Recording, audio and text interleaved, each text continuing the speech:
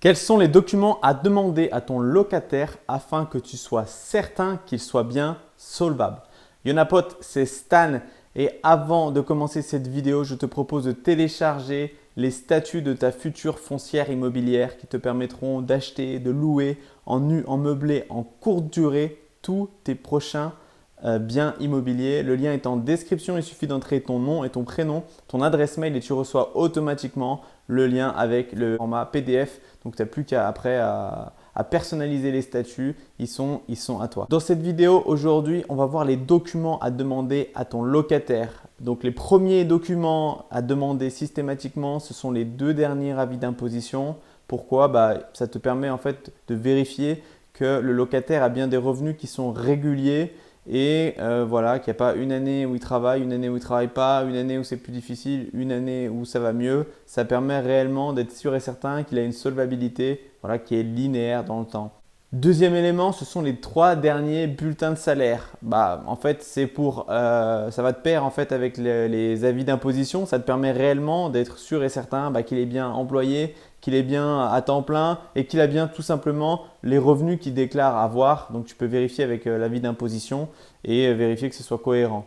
Troisième document très important, c'est le contrat de travail. Ça te permettra de vérifier 2 choses. S'il est en CDD, CDI, par rapport à ce qu'il t'a dit, est-ce que c'est vrai ou est-ce que ça ne l'est pas? Et depuis combien de temps est-ce qu'il est embauché? Si tu compares la date d'embauche avec sur les fiches de paye, tu as une petite catégorie ancienneté. Donc, tu pourras voir depuis combien de temps le locataire travaille dans la société à partir des fiches de paye. Et là, je te conseille de vérifier s'il y a une cohérence. Donc, c'est-à-dire que tu vas calculer et t'assurer que l'ancienneté est bien la même entre la date de début de travail de ton futur locataire et l'ancienneté qu'il a dans ses fiches de paye.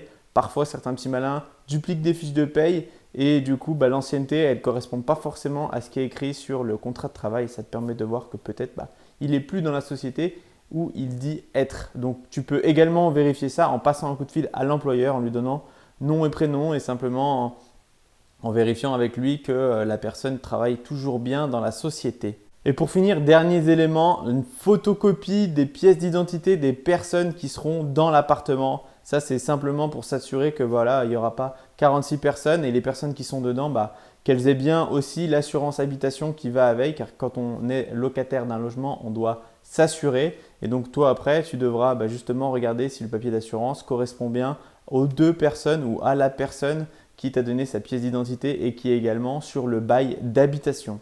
Évidemment, si tes futurs locataires sont des étudiants ou des jeunes actifs, tu peux demander une caution ou un garant. Et dans ce cas-là, c'est ces mêmes documents-là qu'il faudra demander au garant en s'assurant que lui a bien les revenus adéquats pour que si jamais demain ton locataire a un problème, il puisse justement prendre le relais. Parfois même les parents ou quelqu'un de la famille va même directement payer le loyer à la place de la personne qui occupe l'appartement. C'est typiquement le cas quand tes locataires sont des étudiants. Est-ce que de ton côté, tu demandes d'autres documents? Si c'est le cas, laisse-moi les en commentaire. Je serais intéressé de savoir quel autre document tu peux bien demander. Si cette vidéo t'a plu, laisse-moi un petit salut romain.